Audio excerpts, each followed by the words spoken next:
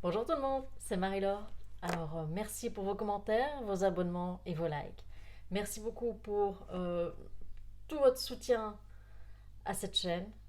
Merci, merci, merci. Alors, j'aimerais partager avec vous un constat que j'ai pu faire euh, durant ces derniers mois et qui est assez affolant parce que j'ai l'impression que jusqu'au bout, on va devoir avoir nos petits signaux en alerte sur tout ce qui est des personnes narcissiques, des personnes toxiques, malveillantes. Euh, Comme je l'ai déjà expliqué, j'ai fait beaucoup d'allers-retours dans des établissements de soins, donc principalement des hôpitaux. Et eh bien, il est triste de constater que dans ce genre d'institution, on retrouve pas mal de narcissiques, pas mal de personnes tout simplement malveillantes. Et je vais mettre les choses au clair. Je ne dis pas que toutes les infirmières sont des personnes malveillantes, toxiques, manipulatrices. Et je ne dis pas que tous les médecins sont des manipulateurs, pervers, narcissiques. D'accord? Non, je dis simplement que dans toute profession, il y a une poignée de personnes qui ne devraient pas faire ce travail. Alors, donc j'ai pu constater que, eh bien, quand vous êtes dans une situation où votre santé vous met dans un état de vulnérabilité, vous allez être entouré de personnes qui, justement, jouissent de ça, de se sentir utile, finalement, que vous vous sentiez dépendant de quelqu'un, qui vont se positionner comme un sauveur ou une sauveuse, et surtout certains médecins qui, dans leur tête, c'est Dieu, hein. C'est la pleine puissance sur votre santé, sur votre vie. La même chose pour certaines infirmières. Voilà, elles ont cette jouissance de dire c'est moi qui décide. Alors je sais que le milieu hospitalier, il y a beaucoup de stress pour ces infirmières, qu'il y a eu des réductions de budget, je sais tout ça. Et c'est pour ça que je remercierai jamais assez les infirmières qui ont vraiment ça encore dans le sang, cette vocation, qui sont là à se démerder pour vraiment que le bien-être du patient passe en avant, qui sont exténuées, qui sont crevées. Mais par contre, voilà, j'en ai surtout sur celles qui sont en fin de carrière, qui ne devraient plus faire ça. Et celles qui font peut-être ce métier pour les mauvaises raisons. Donc d'accord, je vous rappelle que je ne mets pas tout le monde dans le même sac. Je ne dis pas que toutes les infirmières sont méchantes et que tous les médecins sont méchants. Mais j'ai pu constater que dans le milieu hospitalier, il y a beaucoup de négligence. Négligence par rapport à certains besoins primaires. Eh bien, appuyer pour aller aux toilettes. Parce que c'est plus facile de vous mettre une protection, ce qu'on appelle communément un linge. C'est plus facile parce que, oui, effectivement, il y a un nombre de minutes à faire par chambre. Et que, voilà, c'est chiant de vous amener comme ça à la toilette. Voilà, je dis bien pour certaines infirmières, hein, pas pour toutes. Il y a le côté où, simplement les soins, aussi se nettoyer, se laver.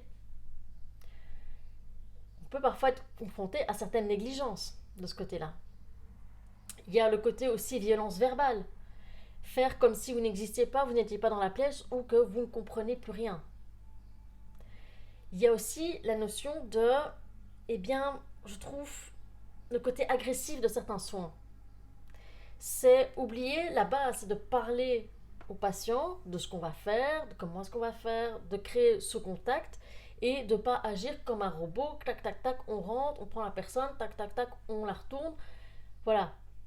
Parce que de ce côté-là, la personne va se mettre en mode défensif. Donc, elle va signifier qu'elle est contre ces soins, qu'elle trouve ces soins violents. Si c'est face à une personne qui ne sait pas s'exprimer, comme un enfant ou une personne âgée qui, de par sa maladie, ne sait plus très bien s'exprimer, elle va réagir avec de la violence pour vous faire comprendre que ce que vous faites là, ça va pas. C'est une atteinte à son intégrité, à sa dignité. Il y a aussi un autre type de violence physique, c'est la contention. Alors la contention, pour ceux qui savent pas ce que c'est, la contention, c'est être attaché des deux mains. C'est hyper choquant de voir quelqu'un attaché, vraiment, parfois avec des menottes, avec, enfin, comme si la personne était un criminel. Parce qu'on trouve que, voilà, cette personne est trop agitée, cette personne ne se laisse pas faire, mais en aucun cas on va demander pourquoi cette personne réagit comme ça. Non, solution de facilité, on contentionne.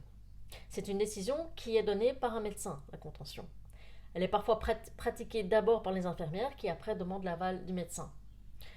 Vous avez aussi les contentions chimiques, donc les médicaments pour calmer. Mais là, je vous parle vraiment de la contention des deux mains où c'est une souffrance parce que vous ne savez même pas vous gratter le nez quand il gratte, quoi. C'est un truc. Et pour de peu qu'on ne vous mette pas le bouton de secours à côté de vous, s'il arrive quelque chose, si vous ne vous sentez pas bien, vous êtes vraiment livré à vous-même.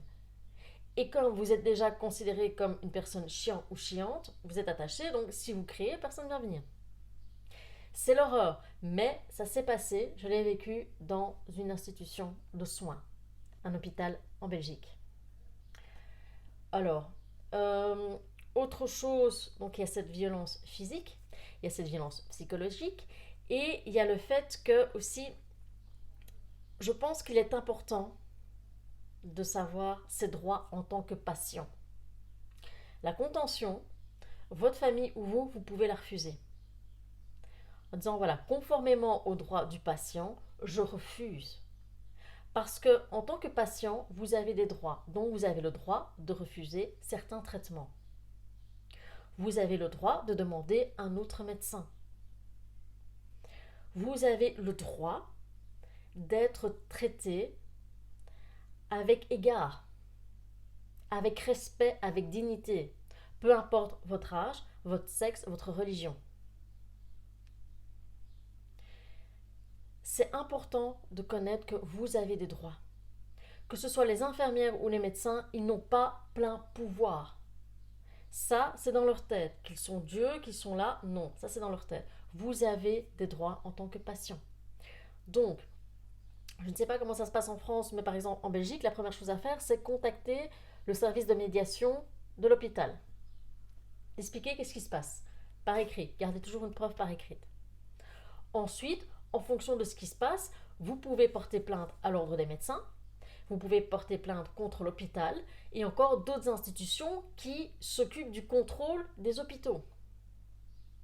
Mais voilà, c'est important de rester vigilant aux signaux, que ce soit pour vous-même ou pour les membres de votre famille, enfants, parents ou même les amis qui sont à l'hôpital. Parce que, voilà, de par notre vécu, on reconnaît vite en disant là, il y a un truc pas normal. Et bien sûr, comme tout abuseur mental ou physique, eh bien ces gens vont minimiser, bien sûr. C'est vous qui êtes trop sensible. C'est vous qui exagérez. Non, non. Vous, de par votre vécu, vous savez les signes. Vous savez les reconnaître. Donc, il n'est pas question de minimiser ce que vous avez constaté. Les gens mentent, pas les faits. Donc, ce que vous avez constaté, vous le faites reporter en haut. Donc, n'hésitez pas à prendre même une petite tablette.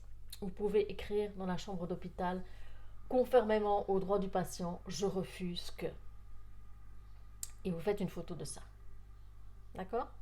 Parce que oui, il y a des perverses narcissiques dans les institutions, dans les hôpitaux.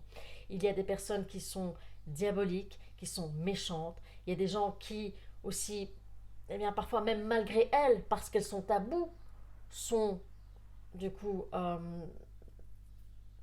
eh bien, je veux dire, elles sont violentes psychologiquement et physiquement malgré elles. Vous voyez, c'est de la maltraitance. Bien sûr, il y a toujours ce libre arbitre, mais quand vous avez des personnes qui sont à bout, qui sont épuisées, qui sont fatiguées, qui arrivent en mode robot, voilà, parfois il faut leur dire oh, oh, oh, oh, je suis une personne, je ne suis pas qu'un objet de soin et je ressens des choses. D'accord? Donc, petit rappel, restez vigilant même si vous vous trouvez à l'hôpital ou dans un milieu de soins. Vous méritez le respect, vous avez votre dignité. D'accord? Et vous, en tant que patient, vous avez des droits. Généralement, vous pouvez retrouver vos droits même sur les sites des hôpitaux où on parle des droits du patient. D'accord? Mais jetez un petit coup d'œil si vous ne connaissez pas ou si vous ne savez plus trop en quoi ça consiste. Mais allez-y, un petit coup d'œil. Ok? À ce titre, je ferai une formation en décembre, une séance, une petite conférence là-dessus sur les violences physiques et psychologiques en milieu hospitalier. Ce sera à Mons, où je vais partager eh bien, le vécu de mon papa et un petit peu ben, voilà, tout ce qu'on a mis en place pour dire maintenant stop. D'accord? Si ça peut vous intéresser, si vous êtes en Belgique. Mais voilà, n'oubliez pas que vous avez le droit au respect et à la dignité, quel que soit votre état de santé ou épuisement ou même maladie.